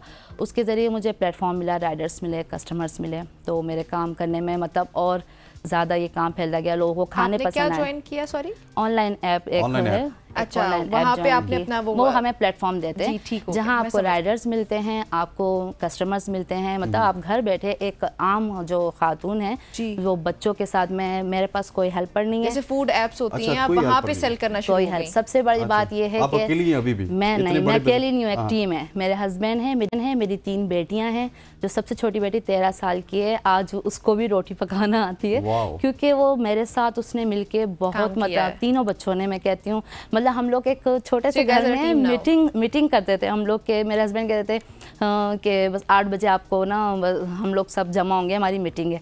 फिर हम बैठते थे, फिर मैं अपने बच्चों को बताती थी कि हमें ये काम करना है, इस तरीके से हम लोग करेंगे। फिर मेरे हस्बैंड मतलब जो हमारे सर बनाए उन्होंने फिर बताया कि हमें काम इस तरह से बांटने हैं, ऐसे करना है। फिर अल्हम्दुलिल्लाह फिर हम वो काम करते गए। फिर मेरे लिए थोड़ा सा मुश्किल हो रहा था कि भाई अकेले किस तरीके से करूं, लेकिन बच्चे और हस्बैंड ने बहुत साथ दिया है। अच्छा, और आपकी बातों से मुझे एक चीज़ फील हो रही है कि आप बहुत दफ़ा फेल भी हुई। 2008 से आपने स्टार्ट किया, फिर इस्लामाबाद मूव हुई, फिर फेल हुई, फिर करते करते आपको फेलियर्स तो बता रही है ना कि पहला सेंटेंस के बाद भी खड़े होने का ये क्या स्टोरी थी? क्योंकि मेरे हस्बैंड कहते हैं कि आपको जब बहुत सारे चैलेंजेस आते हैं आपके सामने, तो आपको उससे डरना नहीं है, आपको उसको फेस करना है, और उस चैलेंज को आपको एक मौका समझ के ना उसको आपको इस्तेमाल करना है, और उसकी सक्सेस का ज्यादा मजा भी आता है। अगर आपको सब कुछ स्मूथली मिल जाए तो मतलब आप जब आप काम करते हैं ना तो अपना पूरा इनपुट डालना पड़ता है। आपको अपनी नींद नहीं देखनी होती, अपनी मेहनत नहीं देखनी होती कि बस मेहनत करनी होती है। आपको ये नहीं देखना होता कि भाई मेरा दिल नहीं कर रहा कि मैं नहीं कर रही, नहीं, मुझे करना है। ऑर्डर है, अगर सुबह 7 बजे का ऑर्डर है तो मुझे वो रेडी करना है। अगर मुझे रात में मुझे कुछ इमरजेंसी में कुछ पकाना है तो मुझे पकाना है। तो मतलब ये कोई भी काम आप स्टार्ट करने की एक स्ट्रगल होती ही है जब भी आप कुछ बन पाते हैं। और अगर आप ये काम करते हैं ना इस तरीके से, जैसे थोड़ा थोड़ा काम जैसे मैं करती रहती हूँ, तो ये नहीं होता कि आप जो है बहुत सारा एक साथ आप काम कर लें, बहुत ज़्यादा बर्डन होता है। एक दिन में मैंने 100 रोटियां भी बनाई हैं, और एक दिन में बहुत मतलब नॉन स्टॉप मैंने काम किया, अपना कोई होश नहीं। मेरे हस्बैंड लगे हुए, छोटी छोटी बच्चियां लगी हुई हैं साथ, तो इस तरीके से हमने किया है। तो अभी आपको बहुत सारी ख्वातीन इस वक्त देख रही होंगी, आई एम श्योर, जो कि बहुत ही अच्छा कुक कर लेती होंगी and they want to start their business as well. उनको आप कैसे गाइड करेंगी, क्या बताएंगी? ऑब्वियसली आपकी जर्नी से वैसे सीख तो चुकी होंगी कि भाई हिम्मत नहीं आनी, बस स्टार्ट करना है। बिल्कुल हिम्मत नहीं आनी है। देखिए एक छोटे से किचन से ना, अब ये है कि मिसेस ज़ैदी हलीम एक होम शेफ है, तो उसको मैंने ना अपने जैसे थोड़ा सा दिमाग चला अपने यूट्यूब चैनल के थ्रू। मेरा यूट्यूब चैनल था, इसमें मैं खाना बनाना सिखाती हूँ, Mrs Zaidi in the kitchen पे, उस पर। और फिर मैं उस पर ना काफ़ी सारे ना जो ख़वातीनों को सिखाती हूँ किस तरीके से आपको जो है खाना बनाना है। अगर आप एज अ होम शेफ काम कर रही हैं तो मेन्यू किस तरह से बनाना है, किस तरीके से आपको उसकी कॉस्ट निकालनी है, प्रॉफिट रखना है, आपको मतलब क्या क्या चीज़ ऐड करनी है, सब गाइड करती हूँ। इंस्टाग्राम, फेसबुक सब मेरे अल्हम्दुलिल्लाह 20 से 25 ऐसी खातून हैं जो होम शेफ मेरा वीडियो देखकर यूट्यूब की वो स्टार्ट किया है उन्होंने। और वो वक्त फ़वक्त मुझसे पूछते, क्योंकि जो मैंने वक्त देखा है, जो मुश्किलें मेरे हस्बैंड ने देखी हैं, तो मैं चाहती हूँ कोई और ना देखे वो, मतलब वो उनको वो पता हो पहले से। ज़रा हमारे आसपास कोई नहीं था जो हमें समझाए, हमें बताए, गाइड करे, तो मैं ये गाइड कर सकती हूँ।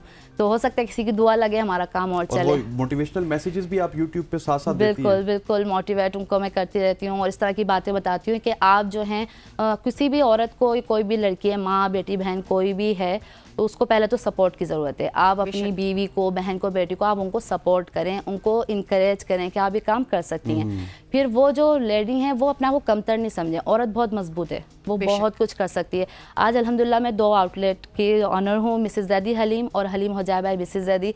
ये सफ़र बिल्कुल भी आसान नहीं होता किसी के लिए, लेकिन ये है कि हर खातून कर सकती हैं जो घर में बैठी हुई हैं।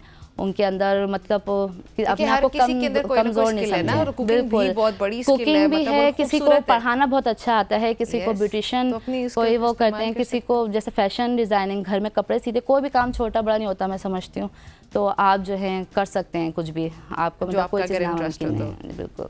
बिल्कुल ठीक हो गया। अच्छा, इसके अलावा आपका फिर अभी फ्यूचर के क्या प्लान्स हैं कि आपने कंटिन्यू करना है और इसी तरह से गाइड करती रहेंगी बाकी ख्वातीन को भी?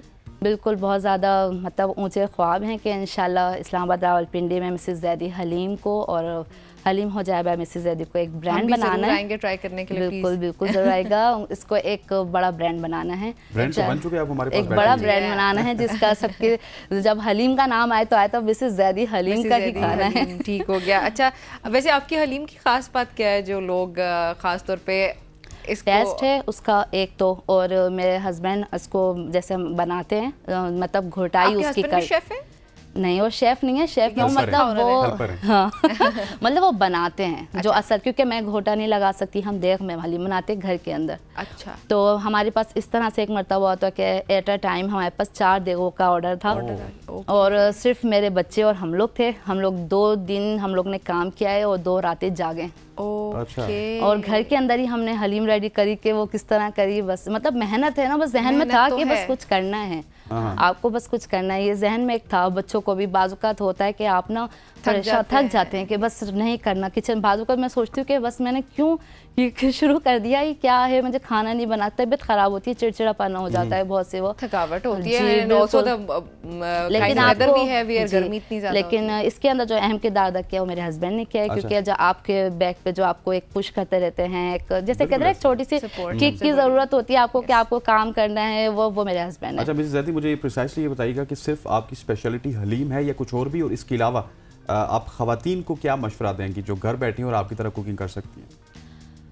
कुकिंग कर सकती जी, देखें मिसेस ज़ैदी हलीम के अलावा बिरयानी भी मेरी पसंद की जाती है। बाकी शामी कबाब जैसे फ्रोज़न, मेरे काफ़ी सारे कस्टमर जो हैं वो बंधे हुए हैं कि उनको हर महीने चाहिए, तो कबाब है, सारी चीज़ें अल्हम्दुलिल्लाह पसंद की जाती हैं।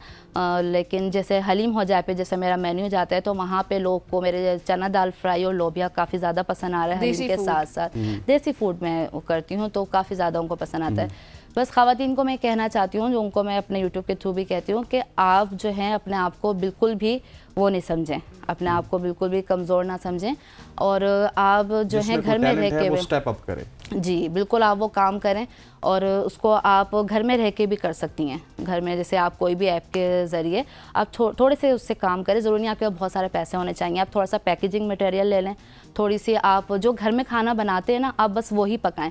देखें जैसे अगर हम बिरयानी बनाते हैं, 1 किलो चिकन 1 किलो चावल, इस तरह से हम एक बिरयानी बना रहे हैं, उसमें से 7-8 सर्विंग निकल जाती हैं, ठीक है। तो उसमें अगर 3-4 सर्विंग भी चलेंगी ना तो आपका कॉस्ट पैकेजिंग वगैरह उसमें से आ जाता है। बाकी के जो सर्विंग्स हैं वो आप घर में खा सकते हैं।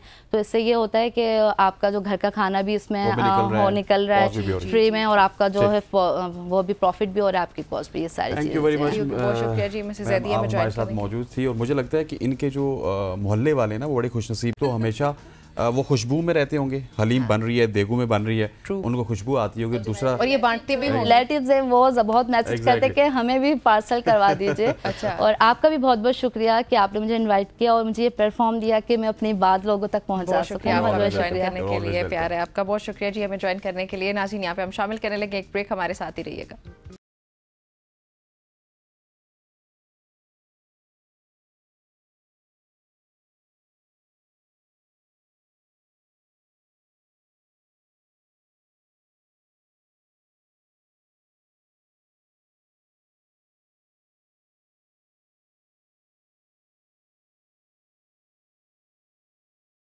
वेलकम बैक टू सुबह की सोच, और आपको खुश आमदीद भी कहेंगे। और फिर आज एक अहम मौजू के ऊपर हम बात करेंगे जो हर एक की दिलचस्पी का बायस है, और ये मौजू ये है कि उम्र रसीदा जिल्द, जो कि जैसे जैसे उम्र बढ़ती है हमारी जिल्द पर मुख्तलिफ तब्दीलियाँ आती हैं, और ये समझना ज़रूरी है कि ये तब्दीलियाँ किस तरह होती हैं, इनकी वजूहात क्या हैं, और हम इन्हें कैसे मौसर तरीके से रोक सकते हैं या फिर कम कर सकते हैं। कम किया जा सकता है, बिल्कुल ऐसे ही है। और इस पर बातचीत करने के लिए डॉक्टर मुबशर हमारे साथ स्टूडियो में मौजूद हैं।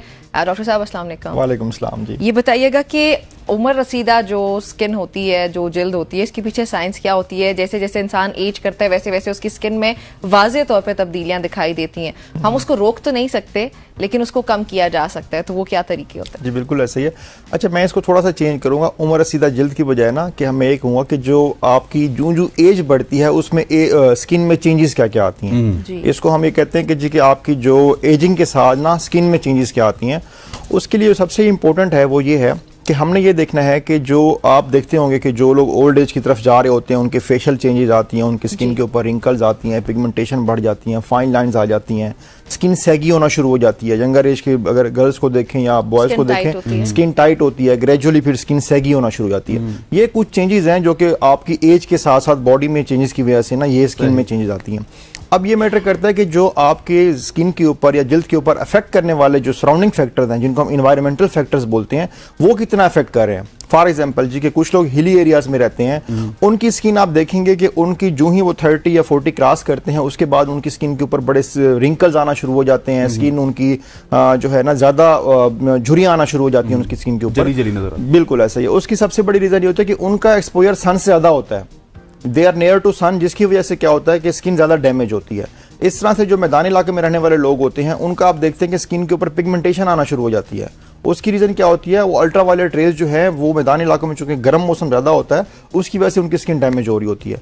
फिर फर्दर ये चीज मैटर करती है कि वो किस तरह की डाइट ले रहे हैं, किस तरह का उनका रूटीन लाइफ है, क्या स्किन प्रोटेक्शन यूज कर रहे हैं कि नहीं कर रहे हैं। स्किन प्रोटेक्शन में मेनली जो आता है वो सन ब्लॉक आता है, या फिर स्किन को आपने कवर करके रखना है, सन रे से बचना है।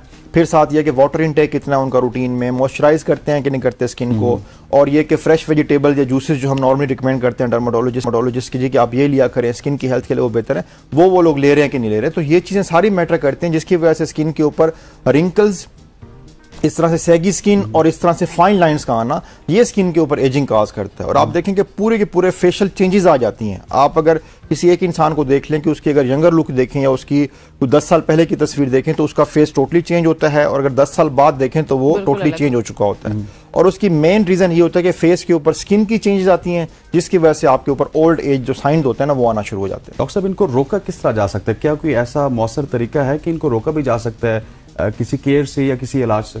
देखिए, इसको रोकना तो इस तरह से फिजिबल नहीं है, लेकिन ये कि इसको कम किया जा सकता है। अभी ये मैडम ने भी बात की है कि अगर हम इसको एजिंग जो है ना, एजिंग को हम जो है रोक नहीं सकते। वो फिर एक सर्टन लेवल आता है जब लोग कहते हैं कि जी age is just a number.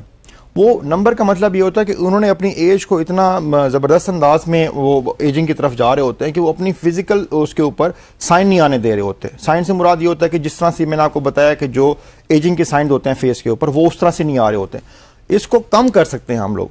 कम किस तरह करते हैं कि जी हम सन प्रोटेक्शन प्रॉपर लें, धूप में बाहर कम जाएं, और मैंने आपको पहले बताया कि जी वेजिटेबल्स का इस्तेमाल करें, जूसेस लें, डाइट बेहतर रखें अपनी।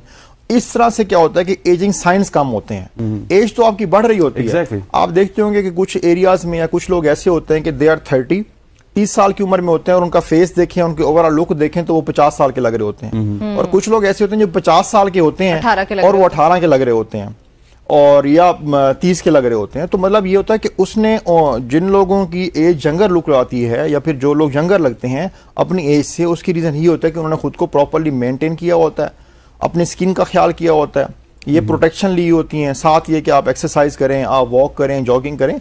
ये चीजें ना सिर्फ आपकी मेंटल हेल्थ और फिजिकल हेल्थ के ऊपर इंपैक्ट डालती हैं, स्किन की हेल्थ के ऊपर भी इंपैक्ट डालती हैं। जो लाइफस्टाइल आपकी मॉडिफिकेशन है या लाइफस्टाइल है उसका डायरेक्ट इंपैक्ट आता है।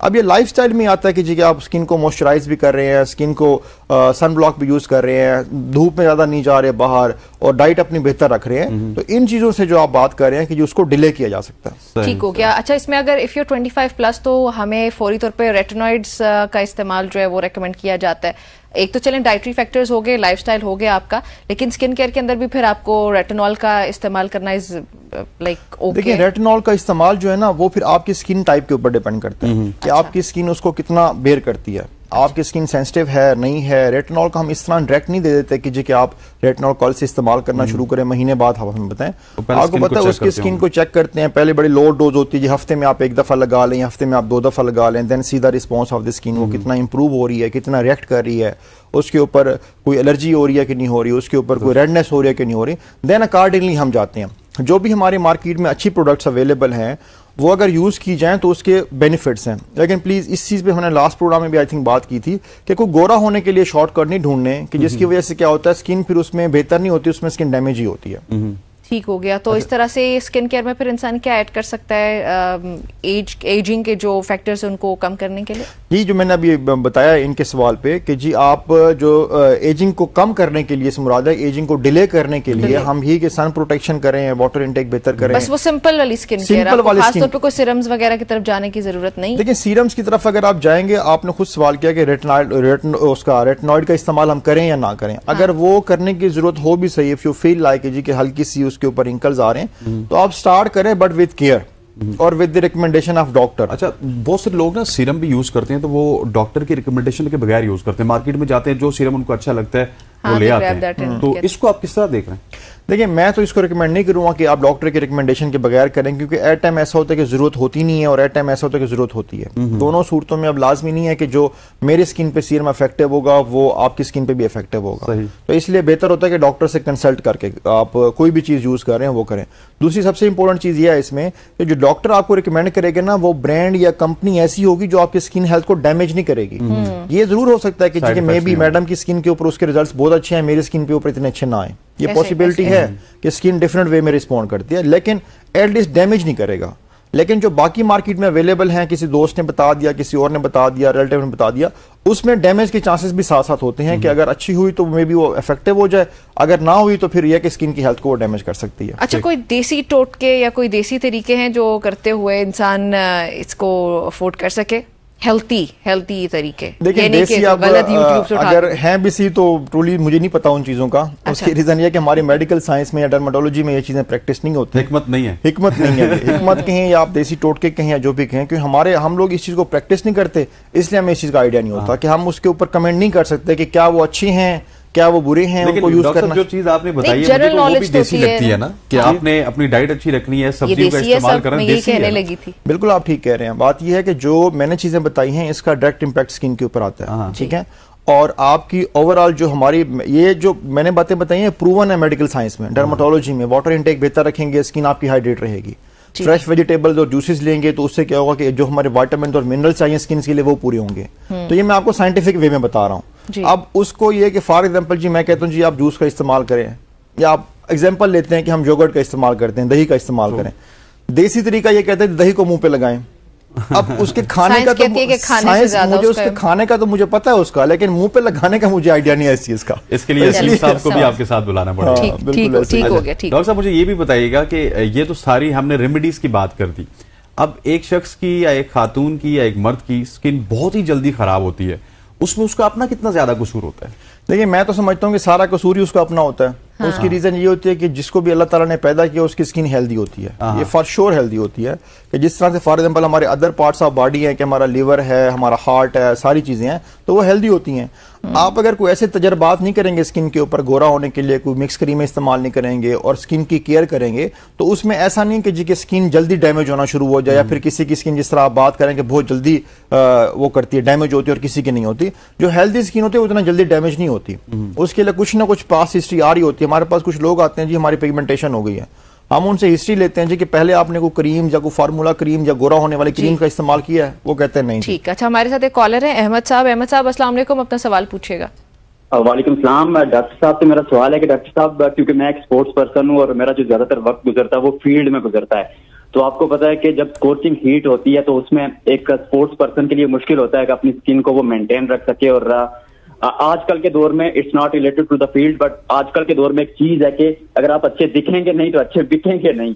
और खासतौर पर क्योंकि मैं फर्स्ट क्लास क्रिकेट के बहुत करीब हूँ और मैं एक स्पोर्ट्स एंकर भी हूँ, और क्योंकि ऑन स्क्रीन भी आना पड़ता है और मुझे एज अ स्पोर्ट्स पर्सन भी अपनी फिजिक भी मेंटेन रखनी पड़ती है, खासतौर पर अपनी स्किन। तो इट फील्स कि मेरी स्किन खराब हो रही है क्योंकि मैं हीट में ज्यादा होता हूँ और मैं ज्यादा सनब्लॉक यूज करता हूँ। तो ये बताइएगा। ठीक है अहमद साहब, आपका सवाल। जी सर। जी बिल्कुल अहमद साहब, अभी हमने यही बात कर रहे थे कि जो आप अगर सन एक्सपोजर से अब आपकी फील्ड ऐसी है, आपकी जॉब ऐसी है कि अनअवॉइडेबल है, आप उससे बच नहीं सकते, तो इसका सबसे बेस्ट तरीका ये है कि सन ब्लॉक अपने पास रखें। जब आप फील्ड में हों तो 2 से 3 घंटे बाद दोबारा सन ब्लॉक अप्लाई कर लें। और सन ब्लॉक यूज करना कोई इतना मुश्किल भी नहीं होता, it's just like a cream कि आपके पास हो, आप उसको अप्लाई करें। दूसरा ये कि जब आप फील्ड में हो या गेम कर रहे रहे हो तो कोशिश करें कि सर के ऊपर हैट ले लें या पी कैप ले लें, कुछ ऐसा हो कि आपके फेस के ऊपर डायरेक्ट सनलाइट ना आए। तो ये 2 मैयर ऐसी हैं जो आपको बड़ा हेल्प करेंगी और इससे आपकी स्किन के डैमेज जो है ना वो खत्म तो नहीं होगा लेकिन कम हो जाएगा। और दूसरा ये कि अगर आप एंकर हैं, स्पोर्ट्स एंकर हैं, तो भी आप जब भी स्टूडियो में बैठें तब भी आप सन ब्लॉक इस्तेमाल करें, क्योंकि ये वाली जो हमारी स्टूडियो की लाइट्स हैं ये भी स्किन को डैमेज करती हैं, इनमें भी अल्ट्रावायलेट रेज होती हैं। अच्छा डॉक्टर साहब, ये जिस तरह इन्होंने एक बात की कि धूप डैमेज करती है, तो मैं भी किसी जमाने में ना फील्ड में मैंने काम किया एज ए कमेंटेटर, तो मैं 12-12 घंटे फील्ड में होता था और मैं सन ब्लॉक वही यूज करता था जो उस वक्त की कप्तान सरफराज अहमद यूज करते थे, लेकिन फिर भी आपकी स्किन जल जाती थी। उसकी क्या वजह होती है? उसकी रीजन ये है कि सन ब्लॉक की ना सन रेज को या अल्ट्रावायलेट रेज को रोकने की एक सर्टेन कैपेसिटी होती है जो 2 से 3 घंटे बाद लूज होना शुरू हो जाती है। अगर आप इंडोर हैं तो इंडोर चूंकि सन अल्ट्रावायलेट रेज की इंटेंसिटी इतनी ज्यादा नहीं होती तो वो आपका पूरा दिन भी चल जाएगा, लेकिन अगर आप बाहर हैं तो आपकी अल्ट्रावायलेट रेज की जो सन रेज में इंटेंसिटी है वो बहुत ज्यादा होती है, जिसकी वजह से क्या होता है कि आपकी जो सन ब्लॉक की कैपेसिटी है उनको रोकने की वो कम होना शुरू हो जाती है। इसलिए मैंने इनको भी रिकमेंड किया है कि जी आप 2 से 3 घंटे बाद दोबारा सन ब्लॉक का इस्तेमाल करें ताकि वो जो उसकी एफिकेसी या उसकी कैपेसिटी लूज हो रही है सन रेज को रोकने की तो वो दोबारा रिटेन हो जाए और बार-बार यूज करना चाहिए। अच्छा, एक और मसला भी होता है, मुझे याद है एक बार मुझे एक डर्मेटोलॉजिस्ट से मुलाकात हुई तो मैंने उनसे सवाल पूछा और उन्होंने इसी तरह कहा कि आप बाहर जब भी निकले आप सन ब्लॉक लगाया करें और अपने पास सन ब्लॉक रखा करें। देन ही आस्क्ड मी कि आपके बैग में होता है? मैंने कहा जी होता है। तो then he went on by saying कि फिर तो आप बाहर निकलती हैं, वो सूरज की शुआएं उस पर पड़ती हैं तो वो तो उसकी अपनी ही अफादियत पे सवाल है। तो बैग में अगर रखते हैं फिर हम सूरज में जाते हैं तो वो वहां पे मसला नहीं हो जाता? तो बड़ा आपके बिल्कुल आपका वैलिड क्वेश्चन है कि अगर धूप में कोई भी मेडिसिन हो, ये सन ब्लॉकिंग है, कोई भी मेडिसिन अगर धूप में रहेगी ज्यादा देर तो उसकी एफिकेसी जो है ना वो लूज होना शुरू हो जाएगी। लेकिन हमने ये देखना है कि हमने डैमेज को मिनिमम की तरफ लेके जाना है। मैंने इनको ये बताया कि आपका जो अहमद साहब को भी ये जवाब दिया कि डैमेज खत्म नहीं होगा, कम हो जाएगा। आपका जो है सन ब्लॉक ना यूज करने से बेहतर है कि आप वही वाला यूज कर लें। डॉक्टर साहब यहाँ पे हमारे पास कॉलर हैं अजमतुल्लाह साहब, बताइएगा, चित्राल से कॉलर हैं, आपका क्या सवाल है? मेरे अराउंड द नेक्स्ट डॉक्टर साहब वॉट्स है ना, तो I am worried about it कि इसको कैसे कुछ छोटे और कुछ बड़े हो रहे हैं। ठीक है, अब वार्ड का जो हमारे पास इलाज है ना वो दो या 3 तरीका इलाज मेनली है और इंटरनेशनली भी यही है कि एक तो हम नाइट्रोजन से इसको ख़त्म करते हैं जिसको क्रायोथेरेपी बोलते हैं, एक हम कॉर्टरी से या लेज़र से करते हैं, दूसरा ये होता है कि हम एसिड लगाते हैं इसके ऊपर। अब ये डिपेंड करता है कि कौन से एरिया पे वार्ड्स हैं और उसी के हिसाब से फिर एसिड की कंसनट्रेशन होती है। तो इसको अब आप देख लें कि आपको वहाँ पे कंसल्ट करना होगा किसी भी डॉक्टर से कि जो उस एरिया को देख के आपको बताएगा कि इसके ऊपर अगर आपने दवाई लगानी है तो उसकी परसेंटेज क्या होनी चाहिए। दूसरा यह कि वार्ड जो है ये वायरल इन्फेक्शन होती है, ये अगर एक जगह पे आपको निकला हुआ है तो ये दूसरी जगह पे फैलेगा ही फैलेगा। अगर फॉर एग्जाम्पल अक्सर ये होता है कि लोगों को फेस के ऊपर निकलता है, जेंट्स को, तो वो क्या कहते हैं जी कि मैं एक निकला था उसके बाद फैल गए हैं। एक निकलने के बाद वो शेव करते हैं जब, तो वो क्या होता है 7 वाली जगह पे, फिर 7 वाली जगह पे, इस तरह से स्प्रेड करता जाता है। इसलिए कोशिश करें कि उसको स्प्रेड होने से पहले ही खत्म कर लें ताकि ये साथ और किसी और को भी ना लगे और आपके भी स्प्रेड ना हो। ठीक हो गया, चलिए जी, उनके सवाल का जवाब मिल गया। हम कहाँ पे थे? हम बात कर रहे थे कि सन ब्लॉक अगर आप लेके जा रहे हो और बाहर धूप में आपके बैग में है, something is better than nothing. और दूसरी बात यह है कि अगर सन ब्लॉक आपका इस तरह से है कि जी की बैग के अंदर है तब भी उसकी बैग से क्रॉस करके उसके ऊपर सन रेज आ रही हैं तो सॉरी जी, हमारे पास एक कॉलर भी है, नाम बताइएगा प्लीज। अब्दुल रऊफ साहब हमारे साथ। मुझे अब्दुल रऊफ साहब जी अपना सवाल पूछिएगा। जी अब्दुल रऊफ साहब आप सवाल पूछ लीजिएगा और साथ ही टीवी का वॉल्यूम भी बंद कर लें। हेलो जी रऊफ साहब सवाल पूछिएगा। चलें ठीक है, चलें जी, क्योंकि ड्रॉप कर देते हैं क्योंकि वो वॉल्यूम टीवी का बंद नहीं किया। अगर टीवी का वॉल्यूम आप बंद नहीं करेंगे तो हम कॉल ड्रॉप कर देंगे। गुजारिश है कि आप अपने फोन को कान पे लगा के हमें कॉल कीजिए, ये नहीं कि हमारे इधर से बोलेंगे आप टीवी पे सुनेंगे उसके बाद जवाब देंगे तो वो डिले आ जाएगा। बिल्कुल जी, बहुत डिले आएगा, डिस्टर्बेंस आपके लिए भी होगी हमारे लिए भी होगी और हम फिर उसको कॉल को ड्रॉप कर देंगे इतनी देर। चलें जी, ठीक हो गया। सो वो इट्स लाइक कि वो बैग भी उसको ऑलरेडी प्रोटेक्ट कर रहा है, उसको प्रोटेक्ट कर रहा है। और दूसरी बात यह है कि अगर आप फॉर एग्जांपल फील्ड में हैं और आप किसी जगह पे गाड़ी में किसी जगह पे रख सकते हैं तो इस तरह की कुछ मेजर्स लें जो कि आप लोग खुद भी उसमें देख सकते हैं। आइडिया आया मेरे पास कि एक तो ऑलरेडी बैग में, फिर आप उसको अलग से मेकअप पाउचेस आते हैं उसके अंदर रख सकते हैं, मतलब जितना आप उसको कर सकते हैं प्रोटेक्ट। लेकिन अगेन आई विल से कि ना यूज करने से वो बहुत बेहतर है कि आपका वही वाला यूज करें जो आपके पास अवेलेबल है। अदरवाइज ये कि जो जिनका मैक्सिमम सन एक्सपोजर होता है ना, ये सारी मेजर्स लेने के बाद भी हम जो उसका कम करते हैं खत्म फिर भी नहीं होता। आप ये माइंड में रखें, चाहे आप अम्ब्रेला ले लें, चाहे फेस कवर कर लें, चाहे सन ब्लॉक यूज कर लें, सन का डैमेज जो है ना इसको हमने कोशिश करी, अम्ब्रेला भी नहीं खत्म करता, मिनिमाइज कर सकते हैं, मिनिमाइज करता है, कम करता है अम्ब्रेला के साथ। अब अगर अम्ब्रेला ले रहे हैं तो इसका मतलब ये नहीं कि आपने सन ब्लॉक यूज नहीं करना, मतलब ये बैरियर जितने हम मैक्सिमम लगाते जाएंगे उतना उसका डैमेज कम होता जाएगा। ठीक हो गया, चलिए बहुत शुक्रिया मुबशर साहब। नाज़रीन, ये थी हमारी आज की सुबह की सोच। आई होप सो आप सबको पसंद आई होगी। आपसे कल मुलाकात होती है, तब तक आप सब ने अपना और अपनों का बहुत सा ख्याल रखना है। इजाजत दीजिए, अल्लाह हाफिज।